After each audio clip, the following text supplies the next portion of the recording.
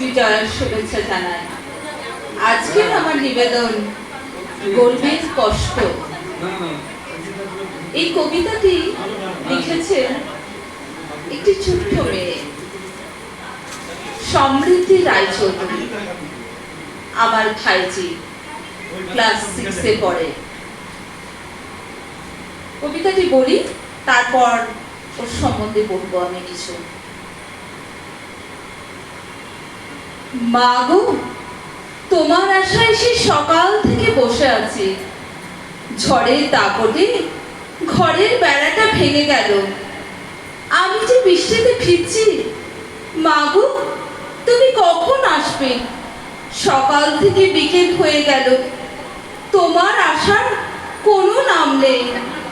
আমার তো খুব খিদে পেয়েছে। ওই তো মা এসেছে। মা, ও মা, আমার খুব খিদে পেয়েছে। ও মা, আজকে খাবার পাওনি? ও মা, তুমি চুপ করে আছো যে, উত্তর দিচ্ছ না। বাছারে, চারিদিকে বন্যার জল ঢুকছে।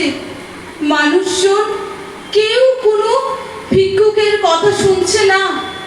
আজকাল কোনো মানুষ ভিক্ষুকের জন্য টাকা খরচ করতে চায় না। আজকের দিনটা শুয়ে পড়, কাল কিছু খাবি।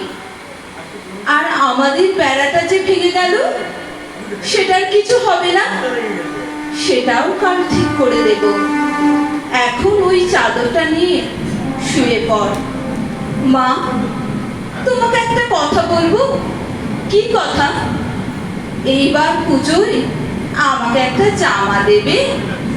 সবাই নতুন নতুন পোশাক পরে, আমিও পরবো।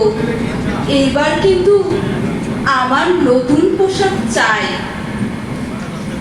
বাছারে, কোনোদিন ঠিক মতন খেতে পায় না, আবার জামা?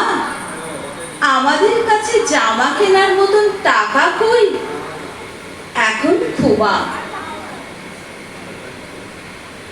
পরে দেখা যাবে। এসব কথা বলতে বলতে মেয়েটি ঘুমিয়ে পড়ে। কিন্তু সে এইবারও জামা পায় না। আচ্ছা, আপনারা যে পুজোয় এত জামা কাপড় কেনেন, এই গরিব দুস্থ মানুষজনকে যদি একটি করে জামা তো দিতে পারেন। আপনারা প্রতি বছর পুজোয় জামা কেনেন, তখন ওদের কত কষ্ট হয়। নমস্কার।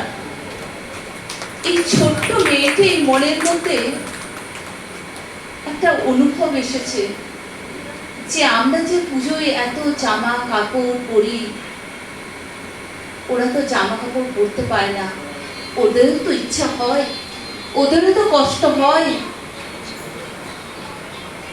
তাই ঈশ্বরের কাছে আশীর্বাদ করি, আপনারা আশীর্বাদ করুন